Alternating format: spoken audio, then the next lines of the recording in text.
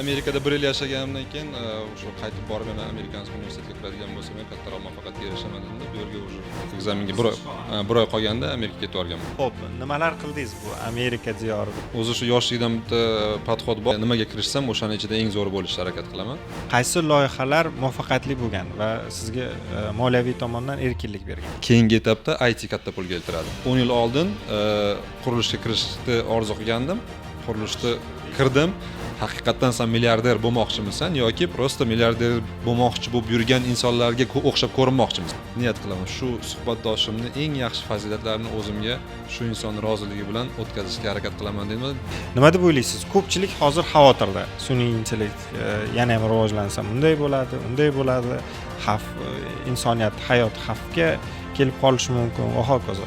Sizni shaxsiy fikrlaringiz qanaqa? Jamiyatimizda yashash osonlashsa, shunchalik siz bilan bizni yaxshi narsani yaratishga yana harakat qilishimiz kerak. Progressiyani Allohning o'zi yaratib qo'ydi. Kuchli bo'rini qo'li bilan o'ldiradigan baquvvat amakilar kerak emas. Kuchli aytishlik kerak hozir. Demak, siz yaratmoqchi bo'lgan klubni O'zbekistonda analogi bo'lmaydi. Menimcha dunyoda hozir yo'q.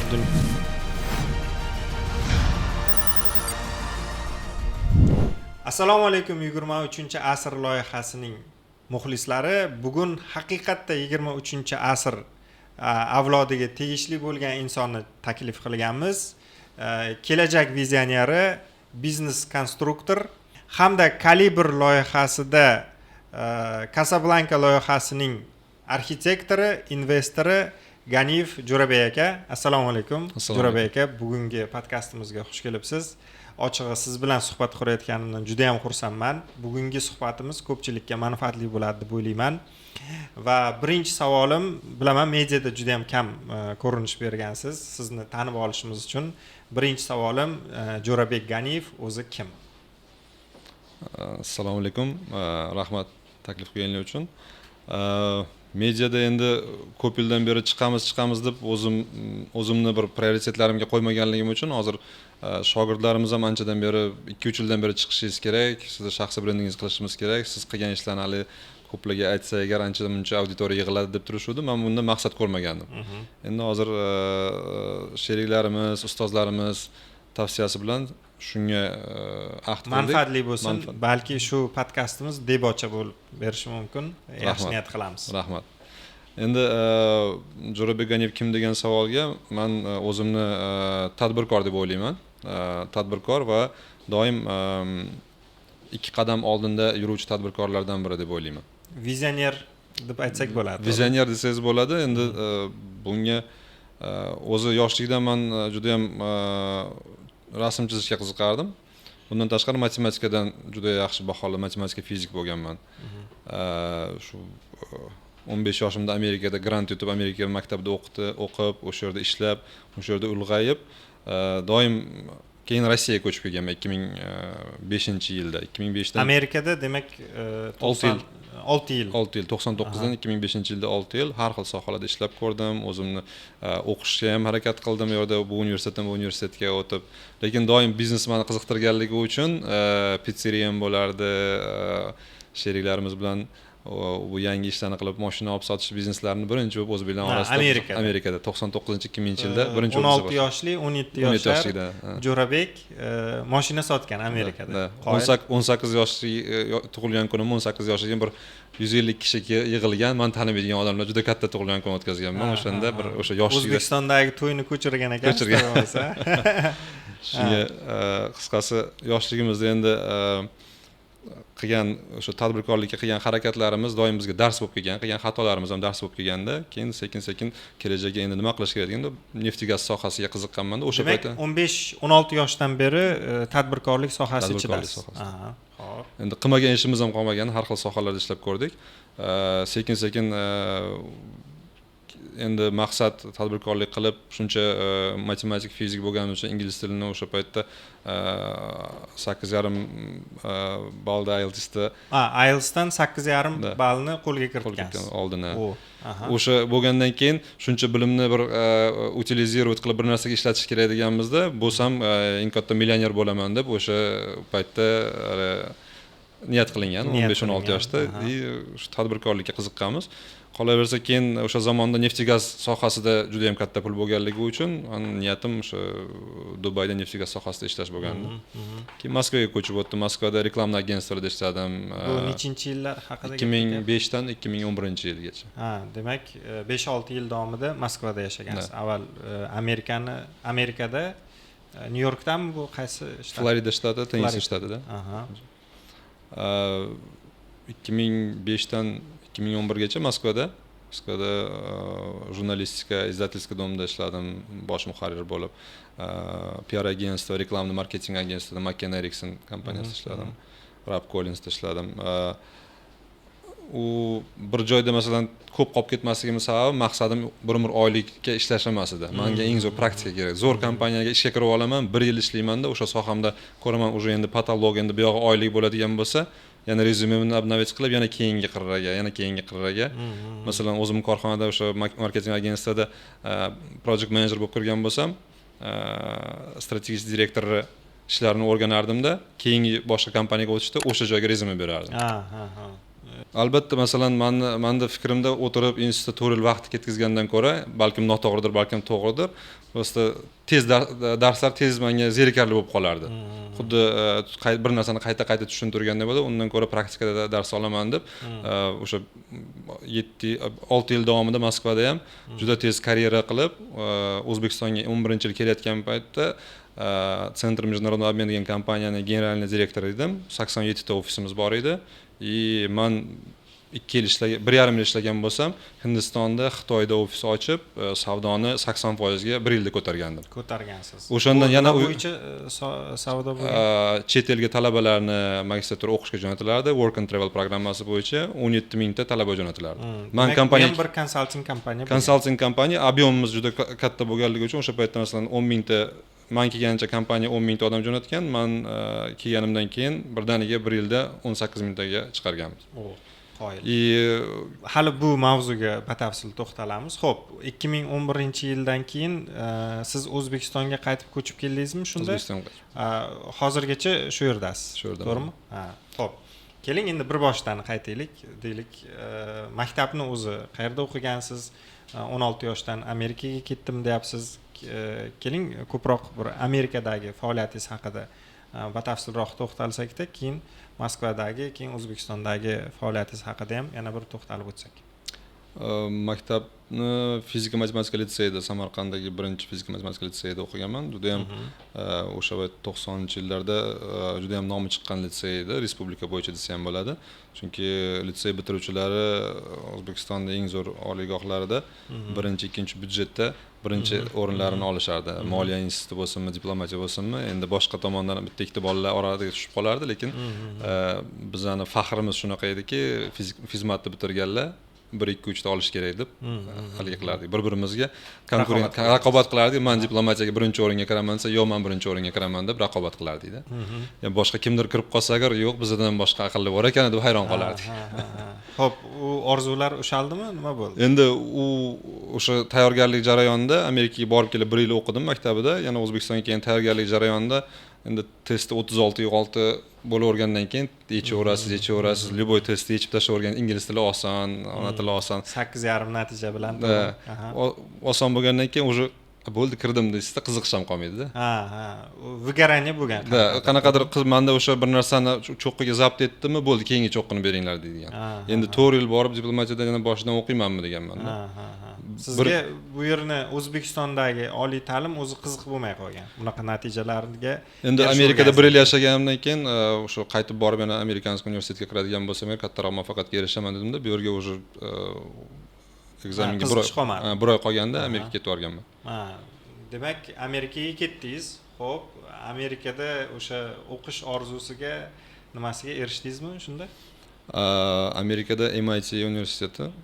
MIT universitetiga o'qishga kirgansiz. MIT, Massachusetts Institute of Technology. Institut texnologiya endi oliygoh. Dunyoda eng zo'r texnik oliygoh hisoblanadi. Texnar bo'lsam shu yoqqa kiraman deb o'sha yerda niyatni o'sha yerga to'g'rilagansiz. U yerga kirganimdan keyin to'lash grant olish juda ham qiyin. Grant agar yana tayyorlansam grant olsam bo'lardi, lekin o'sha to'lovini to'lashga o'sha paytda 30 necha ming dollar edi. Faqat haligisini o'qishini to'lovi. Katta to'lov bo'lgan. Katta to'lov bo'lganligi uchun yana o'sha paytda 90-yillarda, 2000-yillarda uydagilarga yordam beraman deb yana ishga berilib ketganman-da. Ishni ham o'sha birinchi entry leveldan boshlab, keyin yana o'sha opit yig'ib pulga qiziqqanmiz yoshlikda. Pulga qiziqqansiz, shu bilan o'qish sal chetga surilgan. Xo'p, nimalar qildingiz bu Amerika diyorida? Misol uchun ko'pchilik aytadi-da, Amerika borsa kelmas diyor deb. Borish boru, kelish yo'li yo'q deyishadi. Endi Amerikadan ko'p nima deydi? O'sha paytda o'zbeklar birinchi eng zo'r o'zbek ishlagan bo'lsa, ofitsiantlik qiladigan bo'lsa, biz o'sha eng zo'r o'zbeklar orasida ofitsiantlik qilardik. Ofitsiantlik qilsak ham, yulduzlar keladigan restoranlarda ofitsiantlik qilardik. Hozir endi o'zbeklar borganda birdaniga biznes sotib olishni boshlashadi, birdaniga katta urovga chiqishgan. Lekin o'sha vaqtda 2000-yillarda og'ir mehnat qilishga borishardi. Boshqa hech kim amerikanlar qilmaydigan ishlarni o'zbeklar qilardi. Shunda ham mashina olib sotish biznesi bo'lardi o'shanda. O'zbeklar orasida birinchi boshlaganlardan biri bo'lamiz. Boshqa yigitlar ham qilishardi. Kimgadir kim ustoz bo'lib, sekin-sekin mashina olib sotish biznesini ham qilganmiz. Qisqasi qaradimki, bunaqa dalishi bunaqa yurib bo'lmaydi. Neft gaz sohasi rivojlanayotgan 2000-yillarda rivojlanayotgani uchun shu Moskvada Gubkinaga kirib ya'ni Amerikadagi faoliyatingizni endi to'xtatib Moskvaga ko'chmoqchi bo'lgansiz. Hamma aytdi, nima qilasan Amerikadan ketib, lekin Amerikada qoladigan bo'lsam, men o'zimga qanaqadir ichki qoniqish topmadim. Birinchidan oilamdan ancha uzoqlashib ketar ekanman. Bizda endi oila qadriyati juda ham kuchli. Shuning uchun O'zbekistonda bo'lsa ham, Moskvada bo'lsa ham baribir nima yaxshi yashashligimni aniq bilaman dedim-da. Amerikani tashlab. Yaxshi kadr bo'lsangiz, ya'ni nimaga qo'l urishingizdan qat'iy nazar, siz u yerda topoviy kadr bo'la olasiz. O'zi shu yoshlikdan bitta podxod bor, nimaga kirishsam o'shaning ichida eng zo'r bo'lishga harakat qilaman. Raqobat uchun emas, lekin o'sha sohaga kirdim, o'sha sohani maksimal zo'r egallashga harakat qilaman. Bu matematikadan kelib chiqqan deb o'ylayman, chunki matematikada agar bitta to'g'ri yo'lni qilmasangiz javobi to'g'ri chiqmaydi.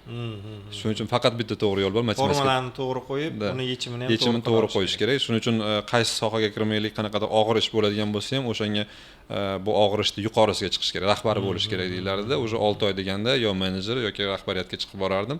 Keyin yoshing nechida desa 17-18 demasdim, 25 derdim-da. Bo'lmasa yoshga ham qaraydi-yu, yo'q sen rahbarligiga supervisor bo'la olmaysan, sen menejer bo'la olmaysan deb qilardi. Gostinitsada ham masalan 500 xonali katta gostinitsani resepsiyonida birinchi ishga kirganman-da, 6 oydan keyin o'sha resepsiyonni butun menejeri bo'lib olganman. O'shanda ham 17 yoshli edim. Nimagadir hujjatimga e'tibor berishmaganda qilayotgan ishlarim yaxshi bo'lib, gostinitsaga manfaatli bo'layotgandan keyin qo'l ostimda o'sha 8 kishi menejer va buxgalteriyani men boshqarardim. Bu Moskvada. Bu Amerikada 18 yoshda. 25 yoshli deb o'zimni tanishtirardim amerikanlarga. Bu obyektivga qarab uni u yerda boshida kirganingizda qaralgan, keyin ishlash jarayoniga qarab tez haligi bu kommersiya bo'yicha haligi sizni ko'tarib qo'yishaveradi. Bir ikkita rahbariyatdan bir kishi bilardi, lekin ularga yaxshi kadr bo'lganligim uchun aytmay hech kimga 25 yoshli deb qo'yaverganlarda. Shu bilan faoliyatingizni davom ettirasiz. Shuning uchun ham Moskvaga ko'chishga ham qo'rqqanim yo'q. Moskvada ham mana 6 yil yashab, keyin qarasam O'zbekistonda o'sha 2011-yilda baribir O'zbekistonda agar shuncha kadrlar ketib qolayotgan bo'lsa, konkurensiya kam joy bo'lgan deb o'ylaganman-da. 2011-yil O'zbekistonga ko'chib kelganman. Xo'p, boya podkastimiz boshida, suhbatimiz boshida aytib o'tdingizki, vizionerman deb-da. Kelajakni ko'ra bilish omillari insonda qay tariqa shakllanadi deb o'ylaysiz? Vizionerlik bu chuqur analitikadan kelib chiqadi deb o'ylayman. Analitika degani, menimcha ko'plar tushunadi analitika degani shu keng ko'lamli dunyo qarashga ega bo'lish kerak. Masalan, siyosatdan tortib tarixgacha, tarixdan tortib san'atgacha, san'atdan tortib matematikaga tushunadigan bo'lsangiz agar, sizga birorta olingan ma'lumot, birorta eshitgan, ko'rgan ko'rsatuvingiz qulog'ingiz yoningizdan o'tib ketmaydi. Borib o'z joyini topadida, dunyoni katta kartasi paydo bo'ladi. 3D kartasi. Ne только haligi qayerdan keldik, qayoqqa ketyapmiz, tendensiyalar qayoqqa o'zgaryapti, dunyodagi geopolitika qayoqqa qarab o'zgaryapti. O'sha geopolitikadan kelib chiqqan holda iqtisodiyot, dunyoni iqtisodiy migratsiyalari, ya'ni bu yerda ekonomika ko'tarilib, bu yerda tushyapti, Xitoyda ekonomikasi buncha oshib boryapti, ularning maqsadi bunaqa deb shu analitikalar sekin sizga ertaga 5 yildan keyin bu yerda qanaqa biznes kuchayib ketadi, 10 yildan keyin O'rta Osiyoda nima xavflar paydo bo'ladi yoki bo'lmasa keling mana shu O'zbekiston miqyosida olaylik. Bizni 5 yildan keyin iqtisodiyotimizda nimalar kutyapti? Mana jonli bir eksklyuziv bo'lsin. Endi bu mani analitikamdan kelib chiqqan o'zimni xulosalarim deb o'ylayman. Bu yerda juda kuchli iqtisodchilar bor, shu soha bo'yicha ishlab kelayotgan odamlar bor, lekin ular shu bitta relsga kelayotganligi uchun bitta narsaga ishonadi. Kengroq chekkadan qarashga, masalan, o'ylaolmasligi mumkin, imkoniyat bo'lishi mumkin. Balkim bizning bir fikrimiz ham ularni qanaqadir bir o'ylantirib qo'yishga sabab bo'lishi mumkin. Endi hozir masalan O'zbekiston xuddi mana bu Afrika qit'asiga o'xshab juda katta energetik rost deydi. Kuchli o'sish bilan o'sish ketyapti. Masalan, Rossiyada unaqa o'sish bo'layotgani yo'q, Yevropada stagnatsiya, o'sish bo'lmayapti, Amerikada o'sish bo'lmayapti. O'sha Afrika yoki masalan O'rta Osiyodagi iqtisodiyot juda kuchli o'sib boryapti. Bundoq energiya tomonidan qaraydigan bo'lsak, bu tendensiya davom etadi. Bu tendensiya albatta davom etadi. Albatta davom etadi, lekin o'sha yerda qayerda shov-shuv bo'lsa, odamlarning ham diqqati ham o'sha yoqqa qaratiladi. Diqqati qaratiladigan kimni diqqati qarasa agar akaxonlarning diqqati qaraydi, bu ядерный davlatlar, ядерный qurolga ega bo'lgan davlatlar. Shuni endi savol bermoqchi edim. Bu bizga qaytamga muvaffaqiyat emas, balki xavf bo'lib kelmaydimi? Xavf bo'lib kelishi ham mumkin. Endi nima deydi? Dunyoning rivojlanishiga bizlarni qo'rqishimiz, qo'rqmasligimiz yoki xavfni, любой xavf siz uchun haligi bo'lishi mumkin. Agar shu xavfni bilsangiz, agar shundan to'g'ri foydalansangiz bo'lishi mumkin. Masalan, narsaga boylanmaslik kerak deydi-ku. Shunday. Bu yerda masalan O'rta Osiyoda iqtisodiyotimiz rivojlanib, boshqa Xitoy yoki Rossiya yoki g'arbiy davlatlarning qayerda intereslari to'qnashadigan joy bo'ladigan bo'lsa, har xil iqtisodiy muammolar kelib chiqishi mumkin. Sun'iy iqtisodiy muammolar kelib chiqishi mumkin. Masalan, janub tomonidan Afg'onistonda suv muammosi bo'lishi mumkin. Buni hamma eshitib ko'rib turibdi-yu. Bu narsalar hammasi nima deydi?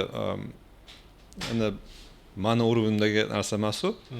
Lekin rahbariyat, davlat rahbariyati ham bu narsani juda ham yaxshi bilsa kerak, bu narsaga e'tibor berib, lekin boshqa ilojimiz yo'q, rivojlanamiz, oldinga qarab bo'lmasa hech kim bizga e'tibor bermasin deb to'xtatib bo'lmaydi rivojlanishda. Rivojlanamiz va o'sha dunyo davlat yetakchi davlatlarning e'tibori bizga tushadi va o'ylaymanki, biza shunaqa salohiyatga ega bo'lgan davlatmizki, hamma situatsiyadan to'g'ri chiqib keta olamiz. Maksimal manfaatda chiqib keta olamizda. Kerak bo'lsa shu O'rta Osiyoning lokomotivi sifatida oltin oraliqni topa bilamiz degan umiddaman.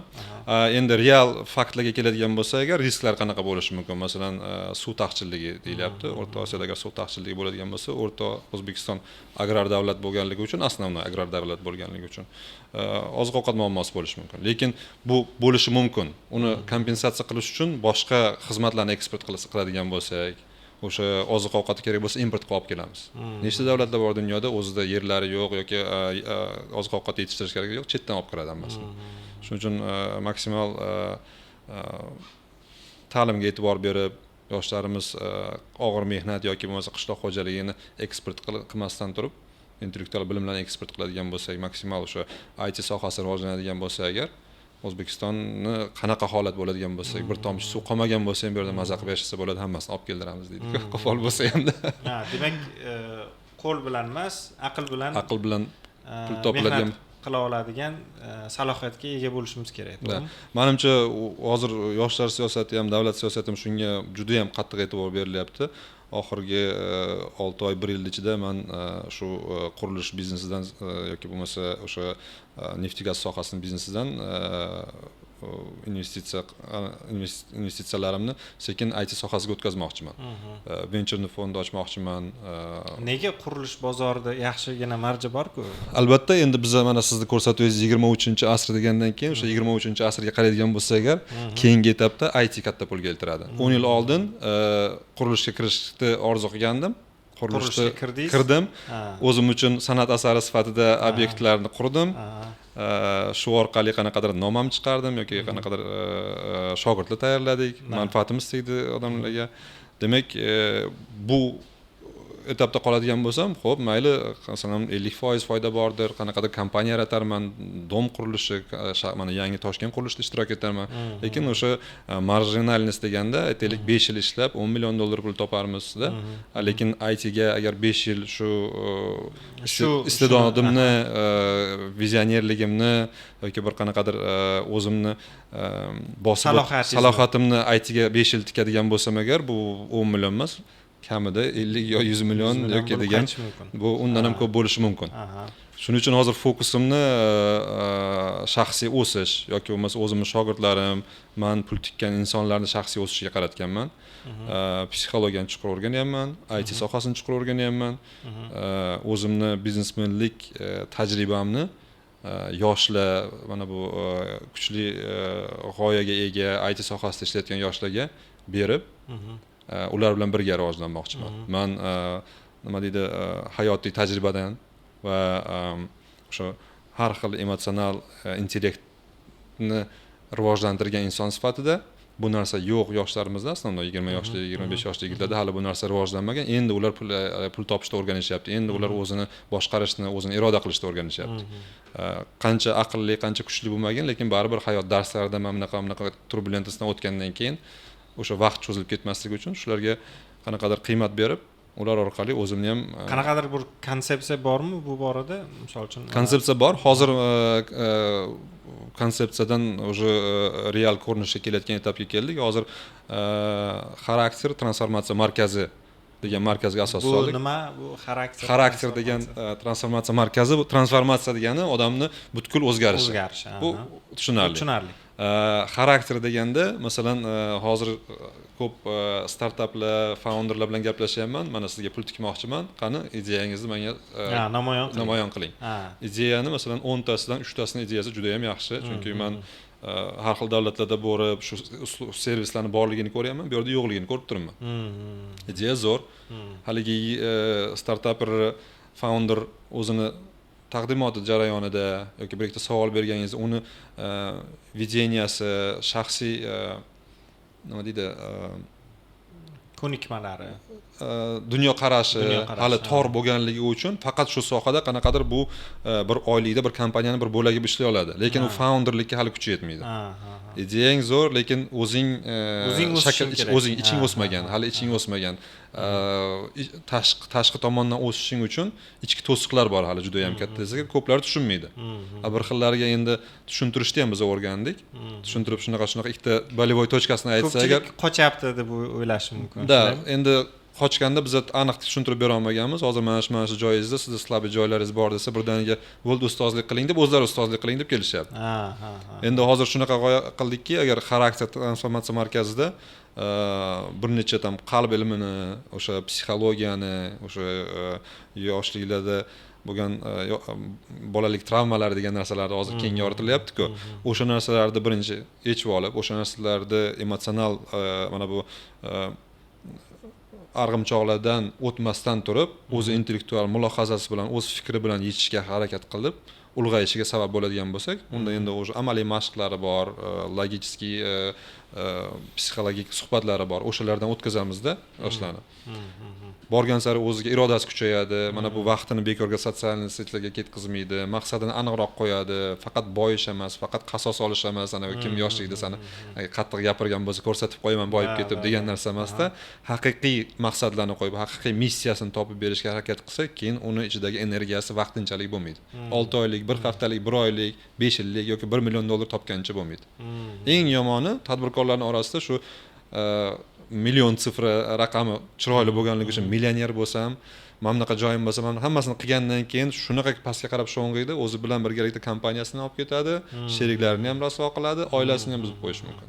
Demak, u million dollarni topgandan keyin uni saqlab bilib, uni yana agar ichki dunyosi kengaymagan bo'lsa, ichki dunyosi hali po'kak bo'lib turgan bo'lsa, birinchi shamol u odamni uchirib yuboradi. Demak, bu sizni yaratayotgan markazingiz ichki dunyosini kengaytirish, to'g'rilab beradi, to'g'ri yo'l salohiyatini oshirish.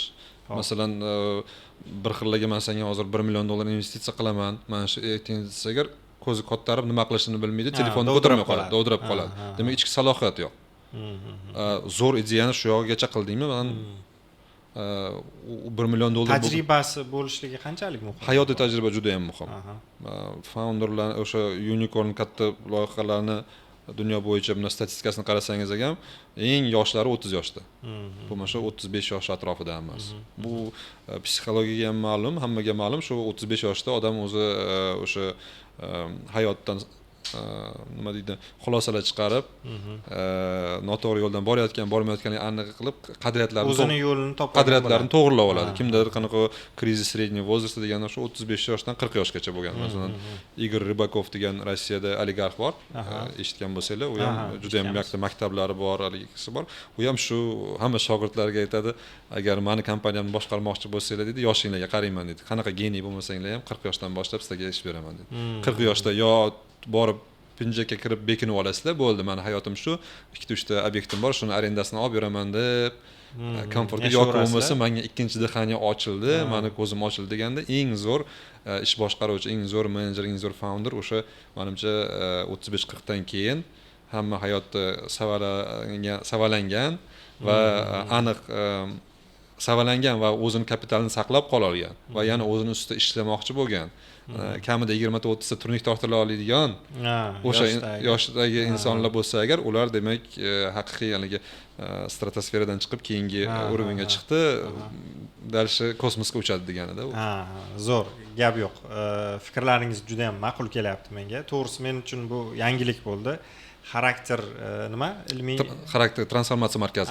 Xarakter transformatsiya markazi bugungi kundagi o'sib kelayotgan yosh avlodni moddiy ta'minotini ham qilib, ham ish sharoitini nima deydi, hamma narsasini o'ziga qamrab olgan bir markaz sifatida tushunsak bo'ladi, to'g'rimi? Endi qarangda, mana xarakter deganda biz o'zi xarakter va fe'l-atvor nima? Fe'l-atvor o'sha odamning qat'iyatligi, bitta narsani rejani oxirigacha olib bora olishligi. Kimdir har oyga oylik olib ishlagisi keladi, kimdir har haftalik olgisi keladi, kimdir kunlik olgisi, pul olgisi keladi. To'g'rimi? Kunlik olgan odam qanaqa sohada bo'lmasin, u mardikor hisoblanadi. Shunday. Yoki oylik olgan odam bu oylikka ishlagan odamda. Biznesmen yillik sarmoya kiritadi. 1 yilga, 2 yilga, 5 yilga kompaniya quradi. O'shani masalan bir kunlik mardikor bo'lib qolyapti bizning yoshlarimiz, bilimi zo'r. Juda ko'p o'sha IT sohasidagi yigitlar bilan gaplashamizda, ular birdaniga predoplata qiling, ishlaymiz, bo'lmasa ishlamaymiz deydi. Kontrakt qilgan, boshqacha qilgan, 1 yillik oldin ber nimadir, keyin ol deganda shu men bir ikkitalarga aytaman, sizlar bunaqa ketadigan bo'lsanglar, 5-6 yil ichida shu kunlik o'tadigan, mashinalarning benzinga pul yetadigan, yaxshi yashaydigan IT mardikoriga aylanasizlar. Agar sizlar strategiyani hozirdan ertaga bozorni egallayman degan strategiyani qilmasanglar. Sizlarga bir kimdir taklif beryapti, yo'q, men o'zim уже 2000 dollar topayapman yoki blogerlik qilyapman, buncha pulim bor, bo'ldi, patologni ko'ryapti-da, masalan. Ertaga o'sha borgan sari blogerlikda ham narxi tushib boraveradi. Chunki hamma bloger bo'lgandan keyin eng zo'ri qanaqa innovatsiya qilgani, orqasida bir o'zini prodyuserskiy markazi bo'lganlar yutishi mumkin. Birov prodyuser qo'lida yuradiganlar ko'sasi oqarmay qolishi mumkin-da, shunaqa konkurensiya. Ishchi xodim bo'lib qolaveradi. Ishchi xodim bo'lib qolaveradi. Kimdir qo'liga pul sizga masalan 5% gina beradi-da, xursand bo'lib yuraverasiz. Mana televideniyada masalan chet el televideniyalarida ham yangiliklarni olib boradigan vedushi oylik oladi. Chiqishlar soniga qarab, reytingga qarab, pulni o'sha CNBC, NBC, ABC kanallarini o'zlari qilishadi-da. Xuddi shunga o'xshab media kompaniya qurish niyati bo'lmagan media kompaniya O'zbekistonda O'rta Osiyo nomer 1 bo'ladi deb niyat qilmagan marketingchi SMMchi yigitlarimiz aniq ertaga shu yana 500-600 hozir $2000 ishlayotgan bo'lsa umumiy topishi 2-3 million. Ertaga $500 ga pasaygan, marja pasaygandan keyin bundoq qaraydi, hamma o'sib ketgan, lekin bular har kunlik klientni qidirib yurganligi uchun kattaroq loyihani olmagan, kattaroq investorning oldiga borib o'zini dokazat qilib bermagan. Zo'r, fikrlaringiz juda ham manzur bo'lyapti. Shaxsan menimcha muxlislarimizga ham manfaatli, foydali bo'ladi bu podkastni ko'rgandan keyin. Izohlarda albatta fikrlaringizni yozib qoldiring. Sizga yuqorida bo'layotgan fikrlarimiz, bizni berayotgan sizga ma'lumotlarimiz qiziqarlimi? Nima deb o'ylaysiz? Yaqin 5 yilda, 10 yilda, 30 yilda O'zbekistonning kelajagi mana shunday markazlarning qurilishi bilan yaxshilanishi mumkinmi? Albatta bu borada fikrlaringizni yozib qoldiring. Bu mavzuga albatta yana qaytishga harakat qilamiz. Jo'rabek aka, siz bilan ajoyib suhbat bo'lyapti. Keling endi Kalibr loyihasiga to'xtalsak. Kalibr loyihasida ko'pchilik ko'rgan bo'lsa kerak, boshlovchisi Hasan aka Mamasaidov, ustoz biznesmen va bu loyihani tug'ilishida mana shu Casablanca loyihasining o'rni qay darajada ahamiyatli? Hasan aka bilan Qatarda bo'lganimizda men как раз Web Summit, IT Web Summitiga borib o'sha birinchi marta shu yosh yigitlar bilan birgalikda ular dunyosiga kirib IT ni o'rganib yurgan paytimda Hasan aka ham o'zlarini jamoalari bilan dam olishga borishgan ekan. O'sha yerda tanishib qoldik. Hasan aka, menda bir obyekt bor, shu obyektda bir sizni networkingiz Book Cafe orqali zakrytый tadbirkorlarga bir ko'rsatsak-da, shuni publikaga chiqarmasdan sotib olsak degan maslahat berdi-da. Ular mayli tanishdik-da, rasmni tashab qo'ying dedilar. Rasm hujjatlarini tashab qo'yganimdan keyin ular bunday qaradilar. Qiziqib qoldilar. Bu joy dedilar, bu sizga prosta qiymat bermasdan chiqib ketmasligi kerak. Buni bir qiymati bilan chiroyli qilib ochib berish kerak dedilar. Ularda Kalibr loyihasini hamma tomondan tayyorlashganda, ssenariylari hammasi borda. Faqat lokatsiyani topamiz, topganda ham ertaga boshlaymiz, indin boshlaymiz deb turgan ekanlar. Bizning loyiha pishib turganda joy ham tayyor bo'lgan, lekin boshlasakmi, boshlamasakmi deb boshqa narsa prioritet bo'lib turgan ekan. Kelib ko'rganlaridan keyin loyihani o'sha 1,5 soat, 2 soat davomida Casablancani tushuntirib, har bir detallarigacha o'zim tushuntirgandan keyin ularga ham ilhom keldi. Demak, bu ertaga sotilib ketadi tez dedilar. Buni tezda haligi qilib bu joy haqiqiy Kalibr, sizda Kalibrni ko'rdim dedilar. Albatta. Kalibrni qahramoni qilsak ham boshqa joydan ko'ra sizda qiladigan bo'lsa agar Kalibrga mos keladigan joy shu ekan dedilar-da. Birdan tezlashib ketdi shu. Siz ham rozilik bildirdingiz. Albatta, u yerga masalan o'sha Jahongir Ortiqxo'jayev, Murod aka, Alisher akalar kelganda ular qanday fikr bildirdi? Ular ham ko'rib, har bitta detalga har bitta ko'rsatganimda ular ham bunday qarab hayratlanib, bu siz o'zi arxitektormisiz, biznesmenmisiz, nimasiz deb haligi qilib Umid aka ikkilanib qarashgan. Umid aka Eshmuhammedov ham menga qarab, "O, kimsiz deb bir necha marta bir ikkita ideyalarim ham shunaqa ataylabdim, mana shunaqa qilingan deb, endi videoda ko'p narsa tushmagan bo'lishi mumkin. Har birlari e'tirof qilib, juda ham yoqdi, dalolat qildi. To'g'risi, o'zim ham ko'rganda hayratlandim bu loyihani. Unikal proyekt, juda ham zo'r did bilan berilgan. U yerda alohida perfeksionizmga to'xtalgansiz. Jo'rabek aka o'zi haqiqatdan ham shunaqa perfeksionistmi yoki bu loyihaga aynan perfeksionistlik nuqtai nazaridan yondashib loyihani tuzdimi? Rahmat, juda ham yaxshi savol. Chunki ko'plar perfeksionistsan-da deydi. Indamay qo'yaveraman. Men umuman perfeksionistman, men ratsional, praktichniy odamman-da. Bu yerda nimaga bu uyga bunchalik e'tibor berilganda, men bu uyda o'sha qiymatda bo'lishligi uchun bozorda hech kim ko'rmagan uyni qurib, o'zimga qanaqadir auditoriyani qaratishdi. Challenge e'lon qilganman. Masalan, agar biznes qiladigan bo'lsam, bu uyni puliga men qurib, sotib bir 20 ta kottej qurganimda 10 karra ko'p pul topardim.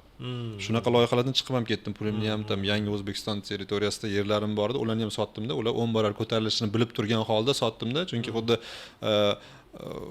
dissertatsiyangizga pul tikish kerakmi? Pul tikish kerak, dissertatsiyani oxirigacha yetkazaylik dedik.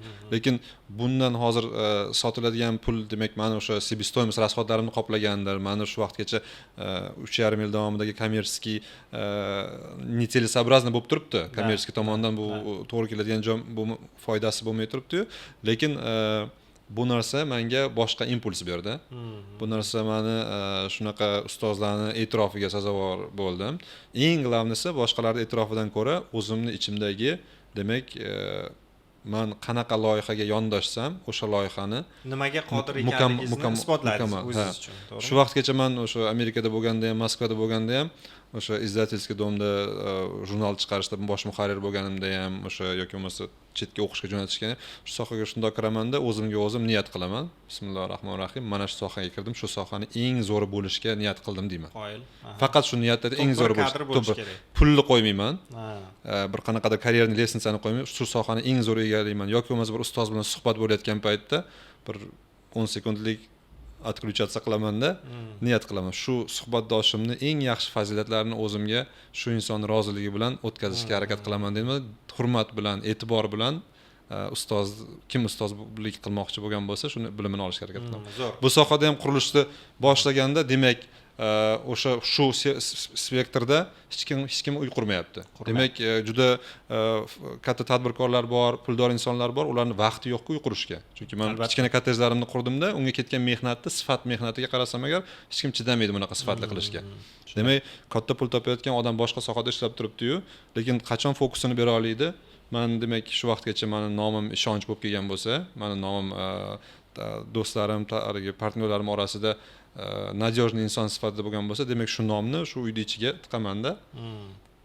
Shu birinchi ana endi men u yerga bergan mehrni ko'rgandan keyin bo'ldi, ichini ko'rsatmasang ham bo'ladi deydi.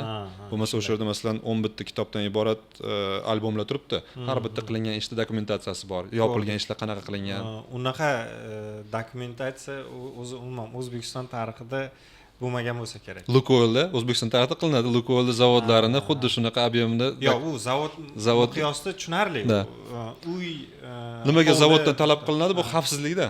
Shuning uchun xavfsizlik tomonidan uyni ham shunchalik xavfsizlik qilib bergandan keyin tag tomirida u qayerda yotibdi, u bitta kabel masalan, qayerda? O'sha narsani bilish muhim-ku, to'g'rimi? Masalan, oddiy mashina olsangiz, shunda olasida qimmat mashina olsangiz agar, uni ustasi bo'lishi kerak, uni remont qila olishingiz kerak. Bu qimmat uy bo'lgandan keyin, uni har bitta detali hisobga olgandan keyin, endi bunaqa puli bor inson ham juda ko'p narsani tushungan, ko'rgan inson bo'lgandan keyin bundoq qaraydi-da, bo'ldi. O'ziga shu narsani ravo ko'ra oladi. Ravo ko'radi, shu hujjatni ko'radi, bo'ldi deydi, men boshqa narsani tekshirtirmayman ham, qilmayman, narxi nech pul deydi-da. Qoyil. O'sha narsa qurilishdan oldin shu videniya bor edi, shunaqa qilsam, shunda men e'tirof qilinib, birovga yalinmasdan, menga yalinib uy sotib olishadi. Albatta. O'sha men shunday bo'ldimi yoki yo'qmi? Shunday, alhamdulillah. Ko'p takliflar bo'ldi. Endi men ham yana bir niyat qilganim, Allohdan so'raganim, shuncha vaqtim, shuncha umrim, asab yoki boshqa bir energiyam ketganligi uchun ilohim shu uyda olayotgan odam xalqqa maksimal manfaati tegayotgan, xalqni o'ylagan, butun xalq xizmatida bo'lgan inson olsin degandim. Haqiqiy shunaqa inson bo'ldi. Haqiqiy shunaqa inson juda ham. Shu savollarim orasida xuddi shu savol ham bor edi, lekin javobini berib qo'ydingiz. Bo'ldi, bir ikkita odamlardan taklif bo'ldi, u odamlarning shu gapirishidan, shunda kirgandan, ularning kibrini ko'rgandan men yuzakroq ko'rsatib qo'ydimda, haligi qilib, "Men bunday qilay, bunday qilay", xo'p deb sekin haligi unaqa takliflarni yo'qotib yubordik. Tushunarli. Bu umuman ya'ni energiya almashinuviga ishonaman-da. Mendan o'tgan energiya u odamning puli menga keladigan bo'lsa, qancha barakali bo'lishligi, qancha kuch berishligi juda ham muhim. Ana endi qurilish jarayonida sifatga e'tibor berganimizda ustalarga ham yoki prorab menejerlarimizga ham aytardim, shunaqa qilinglarki, 5 yildan keyin ham shu narsa sinmasin. 10 yildan keyin ham harakat qilinglarki, lekin baribir uyda u yoq bu yoq baribir haligi bo'ladi. Любой uyda maintenance qilib turish kerak. Lekin maksimal qo'limizdan kelgancha zo'rini qilganimiz sababi buzayotganda otangga rahmat deb buzsin dedim mana shu narsani. Yo'q, buzolmasin deb. Buzolma o'shanda 10 yildan keyin ham bizga baraka energiyasi kelaveradi. Albatta. Agar 5 yil 10 yildan keyin ochib bir joyini ko'rib, voy deydi-ku, birdaniga o'sha momentda o'zida menda minus bo'ladi. Shunday. Shuning uchun endi yaltiroq, ichi qaltiroq degan ma'noga bormaslik kerak. Bugun pul ishlaysiz, ertaga u pulingiz aniq sizni tanazzulga olib keladi. Chunki ko'pchilikka baribir qiziq, bu loyihaning o'zi umumiy qiymati necha pul turadi o'zi? umumiy qiymati endi 3,5 yil vaqt mobaynida bunga qo'yilgan investitsiya, bu yerga ishlagan kallalar menimcha bebaho deb o'ylayman. Bebaho. Yo'q, baribir pulga chaqishni biz yaxshi ko'ramiz-ku. Bu narsani aytsam agar nima deydi? Mana yoqqa borib kelib, mana shunaqa ko'rdim desak, odamlar borgisi kelmay qoladi-da. Bundan ko'ra borsin. Amerika ochilmagan, Amerikani borib o'zlari ochib ko'rsin. O'shanda o'zlarini ustida ishlagan bo'ladi. Chunki o'sha narsaga men investitsiya qilib, shu narsani sotaman deganimga bir qanaqadir videniya va uverенность kerak edi-yu. Oldingi qilgan ishlarim menga uverенность berdi. O'zi ichingizda ishonch bo'lganmi? Masalan, shunaqa zo'r uy quryapman. U kichkina pul turmaydi. Bo'lmasa 5,5 sotuvli joyda u. Yo'q, sotib olamanmi degan bir ikkilanish bo'lmagan. Bir sekund ham ikkilanish bo'lmagan. Ikkilanish bo'ldimi, siz o'zingiz sindirasiz. Ikkilanish bo'lish kerak emas. Ana endi bu degani analitika siz ham birdaniga bir ishga kirib ketavermanglar. Bo'naga aytdim-ku, analitika kuchli bo'lishi kerak. O'sha bozor qayoqqa boryapti, bozorda nechta bunaqa uylar bor, bozorda eng qimmat uylar nech pulga ketyapti, qimmat uylarni kimlar quryapti va qanaqa sifat beryapti, borib ularni hammasini razvedka qilish kerak. O sotayotgan odamlarni aurasiga qarash kerak. Qanaqa odamlarning duxi yetadimi keyingi etapga chiqishga, yo'qmi? O'sha nishani borib razvedka qilib bo'lmasa bu uyni 1 yil oldin 30% kamroq xarajat bilan to'xtatsam bo'lardi. Unda qaradim, yo'q, haqiqatan ham imkoni yetadigan insonlar ko'p. Haqiqatan ham tabi va nima deydi, tabi noziklashgan insonlar bor. Faqatgina bo'ldi, sotig'iga qarab pul beramiz, boshqasi kerak emas deganlar yo'q. Dunyo ko'rganlar bor.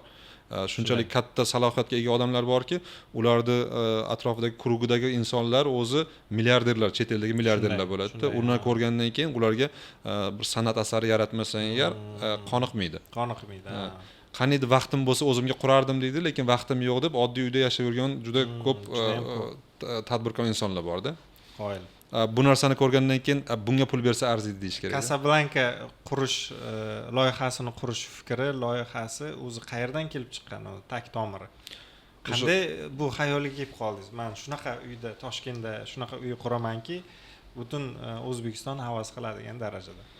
Endi oldin shu birinchi O'zbekistonda 2016-yillarda hali kottejlarni hech kim qurmayotdi. Hamma 6 sotix uchastkadan kichkina deb turgan paytda birinchi bo'lib bir sherigim bir ideya berib qoldilar-da. Ular o'sha qurilish sohasida edi. Shunga pul tiksangiz yaxshi bo'ladi dedilar. O'sha kichkinagina kapital bilan u paytda yerlar ham bir 10 ming dollar turardi, yaxshi joylarda bir sotig'i 6 sotig' yerda olib, 3 ta kottejcha qilib, hamma aytadi 2 sotig'ni kim oladi deganda-da. Olishadi, zamon o'zgaryapti. Demak, 2 sotiqlik uylarni qurish tendensiyasini ham nima deydi? Ma'lumotni men boshlamagan bo'lsam ham, mendan oldin bitta odamda ko'rdim qilganini, lekin men uni 2 barobar zo'r qilib qildim. Zo'r qilib qildim. Ular sotayotgan narxdan 30-40% qimmatroqqa sotdim-da. Menga investor ham paydo bo'ldi, o'shanda pul yo'q edi. Endi kapital ko'p emasdi u paytda. 16-15-yillarda 100 ming dollarning qadri boshqacha edi. Uyni qurdingiz, qurib bo'lganingizdan keyin bo'ldi, bu uyda o'zim yashayman degan fikr tug'ilmadimi sotishdan ko'ra? Endi bu uyda yashash uchun, bunaqa uyda yashash uchun hali men xalqqa qilgan yoki bir boshqalarga qilgan nima deydi, foydamni 100 karrasini qilish kerak. 100 o'shanda bu uy sizga tatiydi, bo'lmasa bu uy sizga muammo olib keladi. Ana ko'z tegdi deydi-ku. Ko'z qachon tegadi? Siz hali jamiyatga foyda qilmasdan turib, o'zingizga urib, o'zingiz odamlarning ko'zini o'ynatsangiz. Nima deydi? O'zi 1-sinfsizku, 11-sinfni ma'lumotini tatib turganda yoki o'qib turganda demoqchisiz. Energiya balansda siz qancha potreblять qilyapsiz, iste'mol qilganingizga yarasha siz undan ko'proq berib turmasangiz, qiymat bermasangiz jamiyatga, u sizni обязательно qulatadi. Qulatadi. Birinchidan nima bo'lishi mumkin? Bunaqa uyda yashagan odam hali berib buncha urovingga chiqmagan odam, lekin puli bor, qayerdandir kelib qoldi. O'sha uyda yashashni boshladi, nima bo'ladi? Kibri birdaniga oshib ketadi. Chunki ichi tashqarisiga to'g'ri kelmaydi. Bank hisobidagi narsa bilan ichi to'g'ri kelishi kerak. Agar ichingiz bilan bank hisobingiz o'ta katta bo'lsa, bank hisobidagini qayta investitsiya qilib, mehnat qilib, ustida ishlab, qorishtirib muammolarga duch kelasiz, partnyorlar bilan, xodimlar bilan, ehson, boshqa hamma tomonidan o'zingizni tuta bilishingiz davrada hammasiga e'tibor bergan holda, demak, o'zingiz pishib borasiz. Shaxsiyatga ham bog'liq. Albatta. Ya'ni shunday uyga loyiq ko'rmoqchimi inson o'zini, shaxsiyati ham yuqori. Shuncha masalan katta tadbirkorlar kelishdi, bu uyni ko'rganda bir xillari qo'rqdi. O'ziga ep ko'rmaydi-da hali. Xuddi menga o'xshab hali ep ko'rmaydi u narsani. man o'zimga bo'lsa qilardim, lekin hali emas degan narsa bo'yicha qurildi-yu. Bitta masalan Ixtiyor Do'stmetov yoki Jahongir Ortiqxo'jayev, Murod akalar bundoq keldi-da. Я бы пожил, yashab berardim, mani uyim ekan dedi, lekin bu yoqda qurilish qilib qo'yganman, buni qilganman, buni qilgan, yashab berardi, zavqlanishdi, har bitta narsa qildi, mana shu men xohlagan narsa. O'sha narsadan men ichimda yes deyapman-da, demak men topibman shunaqa insonlarni ichini. Yoki masalan Salmanga kichkinalik qiladi yoki hali deyishdi, lekin imminni ko'nglimdagi narsa degandan keyin o'sha kalibrdagi insonlar, demak shunchalik boshqalarni o'ylaganda o'zimni o'ylashim vaqti kelibdi-ku degan narsa bo'lsa to'g'ri keladi. Bo'lmasa u yerda bir kun ham uxlamaysiz, ularga energetika qisadi. Mana bu inson bu uyni hozir sotdik deb aytyapsiz va u insonning shaxsiyati haqida, mayli ismini ochiqlolmaymiz, to'g'rimi? U insonning shaxsiyati haqida bir to'xtalaylik. Qanday inson bo'lishi kerakki, ham shu uyga egalik qilsin, ham o'sha shaxsiyati shu darajada yuqoriligini bilishimiz uchun. Ya'ni bu ham yoshlarimizga bir motivatsiya bo'ladi. Demak, kelajakda shunaqa uylarga o'zini ravo ko'rmoqchimi? Qay darajada bo'lishi kerak inson o'zi? Endi qisqacha qilib aytadigan bo'lsak, shu uyning qiymatidan ham ko'p boshqalarga shu uyda pul topgani aniq. 100 karra ko'p. Puli. Shu uyning qiymatidan ham ko'p insoniyatga, jamiyatga foydasi tekkan bo'lishi kerak. Ko'proq. O'shanaqa odam oladi bu uyni. Olganda, ko'rganda meniki deya oladi. Bo'lmasa yo pulim bor, sotig'i necha, unisi necha, yo to'g'ri kelmas ekan deb matematikasini hisoblab beradi. Ko'rgan odam bo'ldi. Puliga ham qaramaydi, chunki u jamiyatga berib bo'lgan, bundan ham ko'pini berib bo'lganda men yashasam hech nima qilmaydi, dalch yana ketaveraman deydi. Chunki o'zini bilgan boy kim qachon boy bo'ladi? Kelajagini yana keyingi 10 yilligini, keyingi 20 yilligini strategiyasini qilib qo'ygan odam. Nimaga bir xil puli bor odamlar buni olmadi? Chunki strategiyasiga to'g'ri kelmaydi. Men kibrlanib ketaman yoki bu hali buncha darajada men hali bermadim degan podsoznaniya o'zi bilmasa ham ong osti yo'q, bu menga asal bo'lmaydi-da deydi. Nimaga desagar ayta olmaydi. Muxlislarimizga yuzlanmoqchiman bu borada. Nima deb o'ylaysiz? Shaxsiyati qanchalik darajada yuqori bo'lishi kerakki, kelajakda shu uy kabi nima deydi, mulklarga ega bo'lishligi uchun? Yoki nima deb o'ylaysiz? Qanday ta'rif bera olasiz? Siz kelajakda shu uyga munosib bo'la olasizmi yoki yo'qmi? Buning uchun nimalar qilishingiz kerak? Albatta izohlarda fikrlaringizni yozib qoldiring. Bu mavzu bizga juda ham qiziq va keyingi ko'rsatuvlarimizda bu haqda ham yana ham batafsil to'xtalib o'tamiz. Xo'p, mavzuga qaytsak, Jo'rabek aka, suhbatimiz juda ham qiziq bo'lyapti. Shaxsan men uchun zerikib qolmadingizmi o'zi? Yo'q. Bu uy endi hozir sotildi, endi egasi bor, to'g'rimi? Xo'p, uyni egasiga ham bir yaxshi niyat qilamiz. Nima deydi? Bundan ham yuqori marralarga erishsin. Shaxsan o'zim havasdaman. Xudo xolisa bizni ham shu kunlarga yetkazsin deb niyat qilamiz. Endi hozirgi kecha kunduzda mana sun'iy intellekt mavzusiga keling. Kelajak haqida gaplashyapmiz-ku, sun'iy intellekt mavzusiga ozroq nazar tashlasak, nima deb o'ylaysiz? Ko'pchilik hozir xavotirda. Sun'iy intellekt yana ham rivojlansa bunday bo'ladi, unday bo'ladi. Xavf, insoniyat hayot xavfga kelib qolishi mumkin va hokazo. Sizni shaxsiy fikrlaringiz qanaqa sun'iy intellekt haqida? Endi sun'iy intellekt deganda bu nima ekan, men buni o'rganishim kerak desangiz, albatta manfaatli bo'ladi. Agar sun'iy intellektdan qo'rqadi, bu bizni joyimizda olib qo'yadi, bizni nima deydi, faoliyat olib borayotgan ish turlari kamayib ketadi deb qo'rqadigan bo'lsa agar, bu pessimist. Haqiqatdan ham shunaqa bo'ladi deb o'ylaysiz? Albatta bu transformatsiyada, dunyo transformatsiyasi. Masalan, o'sha elektrichество paydo bo'lganda qanchalik pромышленный transformatsiyalar bo'ldi, sanoat transformatsiyasi bo'ldida, oldinga qilinadigan mehnatlar boshqa yo'qolib ketib, boshqa ancha yangi ishlar keldida. Hozir elektrichествosiz hayotimizni tasavvur qilib bo'ladimi? Uni faqat o'rganish kerak, jilovlash kerak, uni to'g'ri ishlata olish kerak. O'shanga kim pul tikib jilovlashni o'rgangan bo'lsa, katta-katta podstansiyalar qurib, uni to'g'ri ishlata olib, GESlar qurib, iqtisodiyotini keyingi bosqichga chiqardida. O'sha 20-asrda boshida iqtisodiy rivojlanishda Yevropa davlatlarida ham o'sha sanoatlashtirishdan kelib chiqdi, elektrichествоni keng tarqalganligidan. Bu birinchisi. Temir yo'lda kelganda ham, birinchi temir yo'lni ko'rganda qanaqadir haligi o'rta asrlar fikr bilan yashaydiganlar, ot aravadan nariyog'ini ko'rmaganlar, bu bir shayton arava deyishdi. Avtomobilga ham xuddi shunaqa Germaniyaning o'zida shunaqa odamlar qaraladi. Buni kelajagi yo'q yoki bo'lmasa bo'ladigan bo'lsa ham bu noto'g'ri narsa deb qarashdida. Bu progressdan qo'rqish kerak emas. Progressga faqat yaxshi yondashish kerak. Men o'ylaymanki, Alloh bizga imminni progressni beradi. O'sishimiz uchun. Sababi oddiy sababini oladigan bo'lsangiz agar uyingizda o'sha gazdan olov yoqqanda ham birinchi bu wow deyishganda bu bir qo'rqinchli narsa bo'lgan. Gazdan olov o'tin emas, qanaqadir havo yonyapti, yo'q narsa yonyapti-ku degan qo'rqinchli narsa. Portlab ketishi mumkin. Bu qancha hozir odamlarga foyda beryapti. Qanchalik jamiyatimizda yashash osonlashsa, shunchalik siz bilan bizni yaxshi narsani yaratishga yana harakat qilishimiz kerak. Progressiyani Alloh o'zi yaratib qo'yibdi.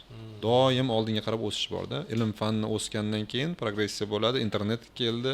Internetdan keyin hozir bitta telefon bilan bir bino qila oladigan faoliyatni qilsa bo'ladi bitta telefon bilan. Ilgari masalan 50 yil oldin ves binoni boyagi logistikasi, logistika отделidan tortib o'sha copywriting boshqa bir 50 tacha 100 tacha xodimni 50 yil oldin endi bitta telefonda boshqarsangiz bo'ladi, biznesni boshqarishda.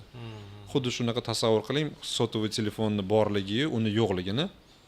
Mana eski telefonlarda qanaqa ishlatishgan. Искусственный intellekt ham xuddi shunaqa skachokka olib keladi bizni. Aniq ayrim sohalar kamayib ketadi, lekin o'sha sohalarda baribir operator kerak bo'ladi. O'sha искусственный intellektdan to'g'ri foydalana oladigan insonlar kerak bo'ladi. искусственный intellektdan qo'rqdingizmi, borib bitta o'rganing uni. Qanchalik foydali o'shanda manfaat topasiz. Agar qo'rqib bo'ldi искусственный intellekt butun hamma joyda egallaydi deb qo'rqib nima qiladigan bo'lsangiz, bu vahima, qo'rqinch, kelajakka ishonchsizlik sizni borgan sari yana tez qaritib, tez ana bu soldatlar qatoridan chiqarib yuboradi. Alloh sistemasi shunaqa. Yangilik keldimi, yangilikni birinchi borib o'rganganda shuni tatbiq qilib ko'rgan. Zo'r. Keling, kelajakdagi qurilishlar, ya'ni O'zbekistonni arxitekturasi haqida fikrlashsak siz bilan. Bu kechda O'zbekistonni arxitekturasida kelajakda nima kutyapti bizni? Nima deb o'ylaysiz? Rivojlanamizmi yoki bu tendensiya o'zi nima deydi, to'xtaydimi shu joyida? Nima bo'ladi? Men o'ylashimcha arxitektura sohasi bundan keyin rivojlanadigan bo'lsa, faqat oddiylashuvga qarab yuradi. Masalan, nimani nazarda tutamiz bu bilan? Murakkab shakllar yo'qoladi.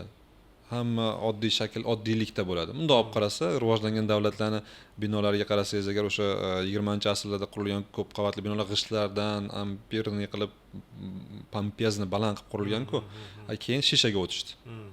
Chunki maqsad binodan nima? Maqsad shu ichida faoliyat olib borishmi, shuni qilish. Shundan qilsa agar iqtisodiy samarador bo'ladi. Oldin ko'zimiz bilan ko'rib hayratlanganmiz, wow deganmizda. Oldin yaratish material dunyoda bo'lgan, ko'rib biladigan material dunyoda bo'lgan. Haykaltaroshlik bo'lgan. Endi bo'lsa bitcoinlar, kriptovalyutalar, NFC'lar, kartina NFC ga o'tib ketdi. Uni qiymati NFC da. Agar NFC ning qiymatini siz men tushunmadim, menga eski kartina desa, siz demak eski zamon odamisiz. Shunday. Agar NFC ning qiymatini bilib, bu NFC kelajakda siz progressiv kelajak odamisiz. Kelajak odami bo'lishi uchun kelajakka qiziqish kerak. Yoshlarni tanqid qilmaslik kerak. Masalan, biza ota-onamizga yoshligimizda qanaqadir nima deydi, slabroq yoki bo'lmasa e'tiqodi pastroq bo'lib ko'ringandir. Biz bobolarimizga bizning ota-onamiz, uni katta bobolarimiz hamma keyingi pokoleniyada bular bizdek bo'lmadi degan. Lekin hozir hamma aytadi. U bor narsa. Lekin yo'q, qani kelajak nimani menga beradi desangiz agar, kelajakdagi shularni bilimiga, shularni orasiga tushamanda, shularda o'zimning eski hayotiy tajribamni yoshlarni dunyo qarashi bilan bog'layman desangiz agar, siz keyingi etapga o'tib ketaverasiz. Siz demak keyingi rivojlanishda keyingi etapga keraksiz. Endi o'tin yorib, choy qaynatadigan, kuchli bo'rini qo'li bilan o'ldiradigan baquvvat amakilar kerak emas. Kuchli aytishnik kerak hozir. Kuchli aytishnik kerak, dunyo miqyosida, dunyoni butun kelajak rivojlanish tendensiyasini seza oladigan aytishnik kerak. Endi fizik kattalikdan sifrovoy kattalikda, raqamli kattalikka qarab o'tyapmiz-da. O'sha men ham fizik kattalikda qurilishlarimni yig'ishtirib qo'yib, endi og'aynilarim, tanishlarim iltimos qilishsa bajondir yordam beraman loyiha qilishga. Lekin qurishlarga ketadigan o'sha fantaziya, o'sha sinchkovlik yoki o'sha sohada birinchi bo'lish degan o'zimdagi fazilatlarni IT sohasiga kiritmoqchiman. Sifrovoy mirga o'tkazmoqchiman. Tasavvur qiling, xuddi uyni sifrovoy kompaniyani uyga qancha mehribon bergan bo'lsam, bir kompaniyani sifrovoy mirida qurasiz. Uni ertaga birov buzadimi, geopolitik hodisalar ro'y bo'ladimi, boshqa bo'ladimi, u hammasi onlayn. Siz shunday pasportingizni olasizda uchib ketasiz. Bu yoqda bo'lsangiz, bu yoqdasiz. Dunyo shunaqa bo'lyapti. Bu yoqda ertaga urush bo'ladimi, bu yoqda to'polonmas. Qurilish tendensiyasi ham shu. Qurilish tendensiyasi modulni bo'ladi. Maksimal oddiy bo'ladi. Maksimal oddiy va funksional bo'lishi kerak. O'shanda nima deydi, ratsionalniy использование resursovda odamzod ham o'sha kibrli vaqtdan oldin bir paytlar tilla tishla qo'yib berishgan insonlar bor-ku. Hozir tilla taqinchoq taqish ham odobdan emas. Chunki bir qanaqadir hozir noto'g'ri ko'rinadi bu narsa. Shuning uchun borgan sari o'sha pompeznost, o'sha ulkanlikka bo'lgan ehtiyoj, bir saroylarga bo'lgan ehtiyoj borgan sari kamayib boradi. Chunki sizni saroyingiz bormi, shu saroyga siz bog'landingiz, shu joyda qolib ketasiz. Bir narsa bo'lsa agar siz materialga bog'langanligingiz uchun jazolanasiz, keta olmaganingiz uchun-da. Butun dunyo biz qanchalik katta yoki hashamdor bo'lsa, demak insonni unga bog'lanib qolish ehtimoli. Albatta sizda energiyangizni berib qo'ydingiz-da. Energiyangizni berib qo'ydingiz. Masalan, bir umr o'shan bilan havolanib yurasiz, to'g'rimi? Agar ko'chishga majbur bo'lib qolsangiz ham qanaqadir bir sezim yuragingiz o'shanda qolib ketadi. Mani uyim tinchida, bu joylar umuman bo'lmaydi deb yurasiz-da. Mana kelajak insonlar Elon Musk o'sha $50,000 kapsulasida yashaydi uyda. Shunday. $50,000 yashaydi. Chunki unga ehtiyoj, maqsad, bu dunyoga kelishdan maqsad o'zini обезопасить, o'zini xavfsiz qilish emas, u demak kelajakda o'ylayapti. Hech kim uni kelib urmoqchi emas, hech kim uni tunab ketmoqchi emas, och qolayotgani yo'q. Yoki bo'lmasa statusimga qarab menga hurmat qilishadigan, u statusni shunaqa yuqoriga chiqarganki, endi mehmonxona uni hashamdor uyi ahamiyatga ega emas. Uni faqat intellekti ahamiyatga ega. Tushunarli. Agar ertaga salgina noto'g'ri gaplarni gapiraversa, birdaniga uni kompaniyasi nolga tushishi mumkin. Agar yana bitta ikkita yaxshi g'oyani beradigan bo'lsa, kompaniyasi 2 barobar boyib ketishi mumkin, hali yangi biznesni ochmasdan turib. Aksiyasini oldindan pre-sale qilib yuboradi u. Hali g'oyasini aytgan. Shuning uchun odam faqat o'zini intellektining ustida ishlash kerak, ichki dunyosini ustida ishlash kerak. Mana moddiy mashina-yu binolarga, hashamlarga bo'lgan ishtiyoq borgan sari kamayib boraveradi.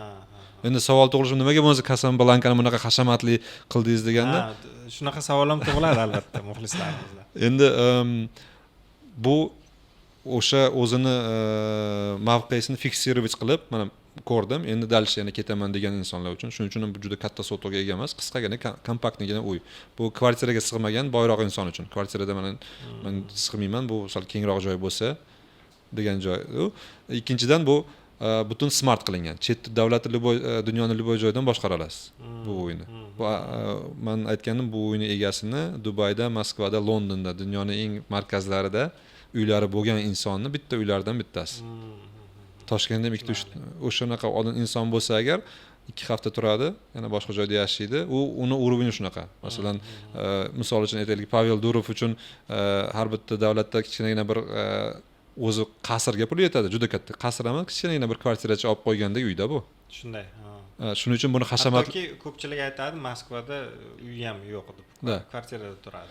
U уже keyingi etapdagi insonlar, lekin o'shandan orasidagi bo'lgan tadbirkorlarda o'ta puli ko'pda, ularga уже 20 sotixlik o'rmoni bo'lgan, haligacha bo'lgan joylar qiziq emasda, qisqaroq, odamlardan uzoqroq bo'lgan bir yaxshigina mehmoni kelsa agar juda zo'r joy ekan deb ketadigan kompaktni. Kapsulada yashayapsizmi? Bilingki, siz dunyoni boshqaryapsiz, to'g'rimi? Shunaqa desak ham bo'ladi. Demak, siz hali moddiy tomondan hamma ehtiyojingizni qondirgansiz. Bu boyish ham, hashamatga intilish ham bu yomon narsa emas. Boyidingiz, hashamatga intilganingizdan keyin, yashaganingizdan keyin bundoq analiz qilib ko'rasizda, bunda emas ekan baxt deysizda, keyin yana aqlingiz kiradi, yana qalb ochilishi mumkin. Yana boshqa rakursga qarab ketib boshlaysiz. E'tibor bersangiz, juda ko'p tadbirkorlar ham qaysidir urovga yetgandan keyin, o'sha nechidir o'zini hamma qondirgandan keyin, o'sha piramida Maslow bo'yicha haligi berishni boshlaydi. Jamiyatni o'ylashni boshlaydi, o'sha o'zidan bir ob-havoni o'ylashni boshlaydi, to'g'rimi? Misol uchun suv kamayib ketyapti. Suv kamayib ketadi, o'sha narsalarga yechim berishni boshlaydi-da. Masalan, Bill Gates ham masalan boyligini erishgandan keyin hozir hamma proyektlari deyarli o'sha insoniyatni kelajagiga qaratilgan proyektlarni Shunday. amalga oshirib boryapti. Ilon Mask ham o'sha $180 million birinchi ishlab oldida ko'rdi, baxt topmadi, endi odamzodning kelajagini o'ylayman deb o'sha 50 yillik kelajagini o'sha 23-asrda qanaqa bo'lishligini. Sizda bu sizni o'zingizda bu borada qanday tendensiyalar ketyapti mana ichki dunyongizda? Misol uchun mana katta loyiha qildingiz, misol uchunda. Bu yo'g'iga endi nima? Jo'rabek aka nazdida. Bu yog'iga Xudo xolasa shu IT loyihalardan keyingi o'sha milliard raqamiga chiqmoqchiman. Keyingi 10 yil ichida qo'ygan loyiham shu milliard raqamiga chiqmoq. Parallelni biznes klublari bor. Har xil dunyoda butun biznes klublar bor, lekin biznes klublarini hammasi kimdir nomi bilan bog'langan. Palonchi biznesmenning klubi, palonchi biznesmenning o'sha mentorship bo'yicha atrofida klubga necha ming dollarlar pul berib a'zo bo'lishadi-da, o'sha odam borki, klub bor. Shunday. U odam ertaga yo'qolib qolsa, Ayazga o'xshab qamab qo'yishsa yoki mana Rossiyadagi infoligilar bizneslarda ular yo'qolib qolsa, klub ham hammasi tagiga oladi. To'xtaydi. Kelajakdagi klublarni ijtimoiy xuddi mahalla kommuna sifatida shunaqa klub qurmoqchimanki, bu yerda hamma teng huquqli bo'ladi, jamoa bo'ladi. Hamma teng huquqli bo'ladi, lekin o'sha klubning vazifasi nechta tadbirkor o'sha klubda birlashgan bo'lsa, o'sha klubda eng zo'r marketologlar, eng zo'r yuristlar bo'ladi. Общий взнос, членский взнос bo'yicha networking qilamiz. Yangi bir bizani klubga a'zo bo'lmoqchi bo'lgan odamlarning darajasi ham har xil darajada bo'ladi. Biz ham qo'shila olamizmi? Inshaalloh, agar yana ijtimoiy proyektlarga u klubda ijtimoiy обязательстволari ham bo'ladi. Masalan, necha marta hasharga bordingiz, necha marta klubimiz a'zosini ochilayotgan restoraniga borib, haligi qildingiz, o'shanga yarasha ball olib boriladi. Demak, siz yaratmoqchi bo'lgan klubni O'zbekistonda analogi bo'lmaydi. Menimcha dunyoda hozir yo'q. Dunyoda. O'sha klubga hozir tayyorgarlik ko'ryapman, prezentatsiya qilaman, ham fikrlar bilan gaplashib ko'ryapman. Xudo xolasa bu klubni bir 2 yil davomida Dubayda ochmoqchiman. Именно birinchi o'zbek tadbirkorlari bilan u endi kimdir aytadi, bu fikrlarni aytsangiz agar birov o'g'irlab oladi. Marhamat, kim o'g'irlab qilsa agar jamiyatga foyda bo'ladi, undan keyingi fikr bizga keladi yana. Shunday. Uni takomillashtirib yana ham masalan yaxshi produkt qilib namoyon qilish mumkin. Fikr agar sizga kelib qolsa shu ishni mendan oldin qiladigan bo'lsangiz, обязательно shu klubga meni chaqirasiz. To'g'rimi? Shu klubda a'zosi bo'ling deysiz, qanaqa fikrlaringiz bor edi, men boshlab qo'ydim deysiz. Shuning uchun bu yerda meniki bo'lishi kerak, men bundan manfaat topishim kerak emas. Men bu yerdan qanaqa manfaat topishim mumkin? O'sha klubda oqsoqollari sifatida, o'sha oqsoqollar ustavi bo'ladi. O'sha ustav bo'yicha kim qancha ball yiqqan bo'lsa, qancha klub a'zolariga qiymat bera olgan bo'lsa, mavqei balandroq bo'ladi. Mavqei balandroq bo'lsa agar sizni biznesingizga, bularning biznesga birinchi prioritet bo'ladi investitsiya qilish. Endi klub tuzib oldik, klubimizdagilarning bilimini birgalikda oshiryapmiz. Keyin sizga masalan qanaqadir tenderda yutmoqchisizda, sizni qobiliyatingiz yetmayapti. Klubning frontmenlari borib tenderda olib berishdi. Pul kelyapti. Foizi klubga tushyapti. Investorlik qilmoqchi bo'lsa, men sizga kiraman. Hammaga manfaatda bu. Tushunarli. Men yo'qolib qolsam ham oradan boshqa joyga ko'chib ketadigan bo'lsam, klubdagilar yana darsi davom etib ketadi. Bu jamoaga aylanadi. Keyingi etapi bu endi menimcha auditoriya ham tayyor bo'lmasa-ki, keyingi etapi bu sifrovoy davlat tuzish deydi-yu. Bu kelajakda hozir juda ko'p biznesmenlar shu haqida o'ylayapti, IT kompaniyalar shu haqida o'ylayapti. Xuddi virtualniy mir deydi-ku. Virtualniy mirga o'xshamasan, o'zimiz pasportimiz bo'ladi. Yana dunyo bo'yicha klublar bir-biriga o'ziga network qilib, dunyo bo'yicha blockchain sistemasi orqasida masalan $100,000 berasiz, siz bizni virtual davlatimizga a'zo bo'lasiz. Virtual davlat yana xuddi klub, lekin bu yerda men o'zimning vazifamni bajarishim kerak. Maksimal haligi nima deydi, insoniyat bir-biri bilan muloqot va kommunikatsiya va bir-biri bilan nima deydi,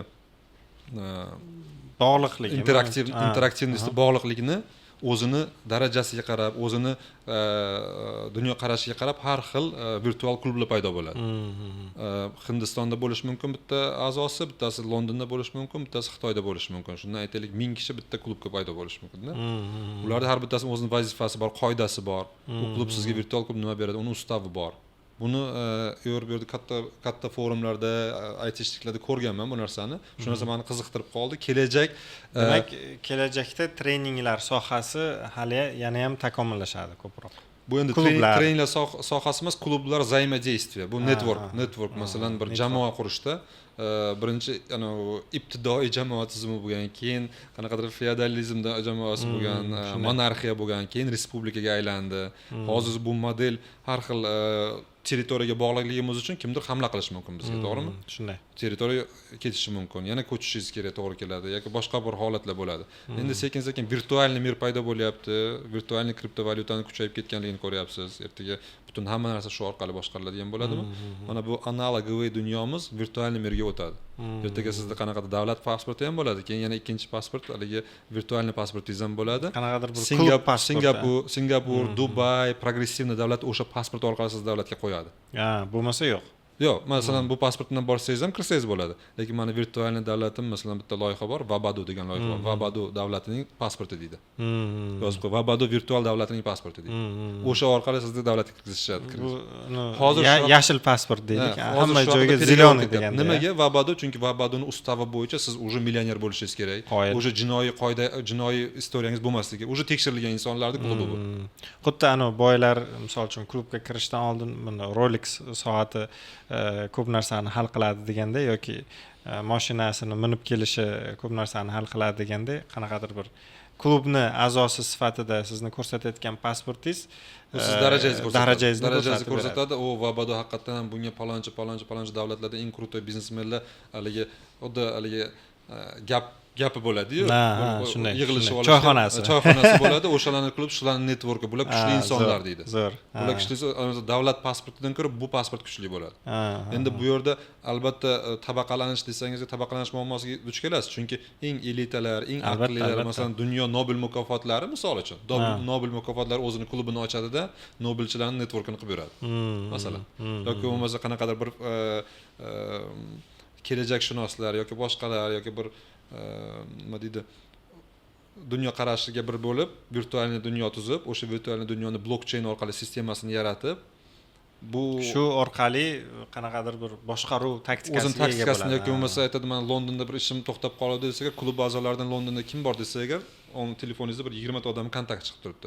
Ularga zaprosini berasiz, ular masalani yechib beradi yoki bir qanaqadir hal qiluvchi ministrlik bo'ladi, masalalarni yechish ministrligi, iqtisodiy ministrligi, sog'liqni saqlash.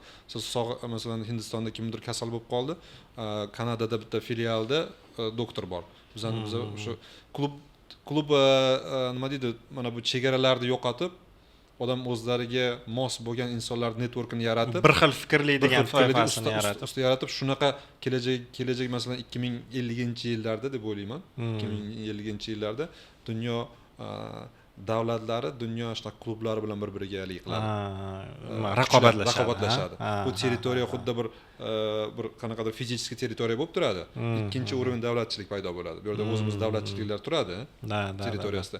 Lekin ular mana shu oligarxlarni to'planishi, oligarxlar yoki bo'lmasa fiziklar yoki bo'lmasa boshqacha dunyo bo'ladi.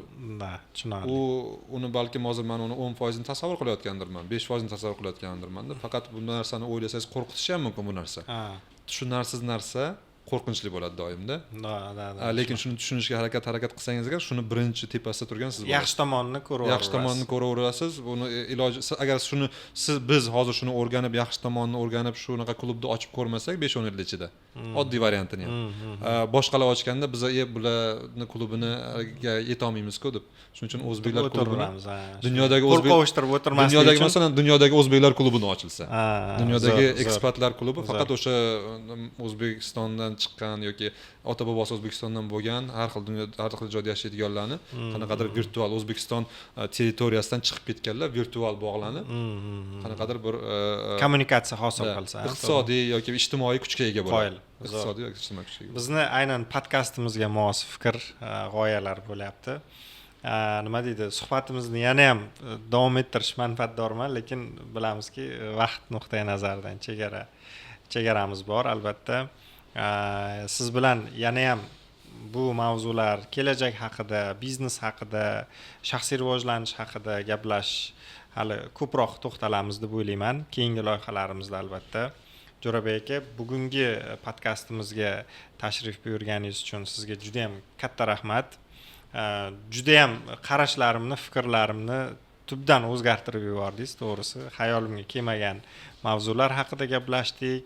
O'ylaymanki, bizni kuzatayotgan muxlislarimizga ham bu mavzu juda ham qiziq bo'ladi. Albatta, podkastimizda ko'tarilayotgan mavzular haqida fikrlaringizni izohlarda yozib qoldiring. Bizga albatta like bosing.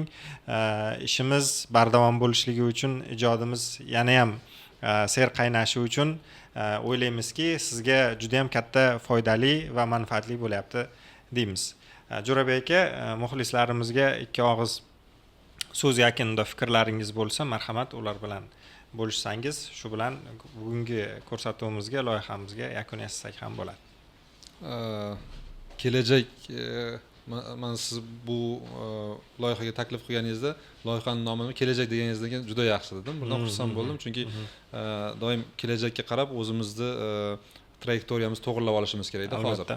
O'sha kelajakda qo'limizdan kelgan darajada aytib berishga harakat qilish kerak, buni muhokama qilish kerak. Shunga qarab bugungi strategiyamizni to'g'rilab olishimiz kerak. Hozir bugungi yashayotgan hayotimiz, bugungi ko'rayotgan kunimiz kechagi qilingan qadamlar, qo'yilgan qadamlardan natijasi. Ertaga agar kelajakka tushmoqchi bo'lsak, bugun shunga shu qadamlarimizni o'ylab bosishimiz kerak. Qadamlarimizni birinchi fikrimizni to'g'rilab olib, shu kelajak haqida bu sizni ko'rsatuvingiz menimcha juda ham manfaatli bo'ladi. O'smoqchi bo'lgan insonlar hammasi bu ko'rsatuvingizni обязательно ko'rishadi. O'smoqchi bo'lgan inson faqat ertaga qaraydi. Ikkinchidan, endi yana bitta narsa borki, kelajak bilan yashayman deb, faqat kelajakda yashayman deb bugun unutib qo'ymaslik kerak. Hozir o'tmishni o'zgartira olmaymiz. Kelajakda nima bo'lishini, ertaga quyosh chiqmasligini biz bilmaymiz. Eng bizni qo'limizdan keladigan haqiqiy nazoratiga ega bo'lgan narsamiz mana hozirgi momentda qilayotgan ishlarimiz, o'ylayotgan fikrimiz, o'ylayotgan fikringiz. Ishingiz yaxshi bo'lishi mumkin, lekin fikr kelajakda bo'lishi mumkin. Agar hozir shu o'tirganingizdan, yurganingizdan, osmondagi bulutni ko'rib, daraxtni yashilligini ko'rib, ichayotgan suvingizni ta'mini his qilib, shunga shukr qilib, mazza qilsangiz, shu bugun kelajagingiz ham shunaqa yorqin bo'lib ketaveradi. Agar bugungi kuningizdan qoniqmasdan, lekin kelajakda yaxshi yashayman, o'g'lim palonchi bo'lsa yaxshi yashayman, bugungi kunim yomon dedingizmi, 100% kafolat ertangi kuningiz ham xuddi shunaqa bo'ladi. Shu momentda Alloh ham shu fikringizga qarab kelajagingizni ochib beradi. Bu hammamiz bizni qalbimizni ochishimizga harakat qilishimiz kerak. Atrofimizdagi bo'layotgan voqealar hammasi bizni aksimiz bo'ladi. Atrofimizdagi odamlar sizga bo'layotgan munosabati sizning aksingiz bo'ladi. Ular sizga ustozlik qilib, sizni to'g'rilamoqchi bo'lyaptiki, Alloh atrofdagilaringiz orqali sizni to'g'rilamoqchi. Qancha qiyinchilik ko'ryapsizmi, demak, sizni to'g'rilab keyingi etapga tayyorlayapti. Qanchalik hozir qiyinchilikda yashayotgan bo'lsangiz, keyingi hayotingiz, kelajakdagi yashayotgan umringizda nima yaxshiroq yashayotgan bo'lasiz. Albatta, faqat fikringiz to'g'ri bo'lsa, o'sha bo'layotgan munosabatlarga siz dakki yeyapsiz, kaltaga yeyapsiz, lekin обязательно yaxshi bo'ladi. Shunisiga ham shukr desangiz agar, o'shanda zaten demak bugungi kun bilan bilingki kelajagingiz yorug'. Yaxshi bo'ladi. Masalan, oddiy aytaylik, o'qishda sizning o'qituvchingiz rosa urushib, doskaga turg'izyapti, ikki qo'yyapti, xondan chiqaryapti, yana o'rgisyapti. O'shanda siz bo'ldi, men eng baxtsiz odamman deb o'ylaydigan bo'lsangiz agar, shu anzoda qolasiz. O'qituvchiga bo'lgan nafrat bilan qolasiz. Lekin bu o'qituvchi nima uchun meni bunaqa qilyapti, kelajagimni o'ylayapti-ku, yaxshi ham shu o'qituvchi menga tushibdi degan zahotingiz hamma bilimini olib qo'yasiz. Xuddi shunga o'xshab demak, fikrlashni to'g'ri qo'yishimiz kerak. Munosabatda mana shu kosangizdagi ovqatingizni yeyotgan paytingiz ham fikringizni kelajakka qilmasdan o'sha ovqatga qarating. Qanaqa qilib sizni stolingizga tushib qoldi? Nechta dehqon buni, nechta odamning qo'lidan o'tib kelib, qaysi pullarga olinib sizni stolingizga rizqingiz mana shu yerda paydo bo'lib qoldi. Ajoyib fikrlar. Shunga kimdir yo'q erishmagan odam bo'lishi, o'sha narsani bahramandligini oldingizmi, ertaga $1 million ham, $1 milliard ham sizni kutib turadi. Zo'r, ajoyib. Suhbatni yana ham davom ettirgim kelyapti-ku, mayli, yana bir bor. Keyingi safar men sizni chaqirganda, Xudo xolasa yana davom ettiramiz. Hurmatli muxlislarimiz, 23-asr loyihasi bizni kuzatishda davom eting. Hali bundan ham zo'r, bundan ham yaxshi insaytlar, bundan ham yaxshi podkastlarni tayyorlashga harakat qilamiz. Albatta bizni kanalimizga obuna bo'ling, like bosishni unutmang. Albatta izohlarda o'z fikringizni yozib qoldiring. Xudo xohlasa bundan ham zo'r loyihalarda sizlar bilan diydorlashish nasib qilsin. Jo'rabek aka, sizga kattakon rahmat. Yana ham bundan ham zo'r katta loyihalarda birgalikda ko'rishish, fikr almashish, kelajak haqida suhbat qurish nasib qilsin. Zo'r. Ajoyib. Vashi nima deydi? Emotsiya. Mayli, zo'r bo'ldi aka. Menga yoqdi.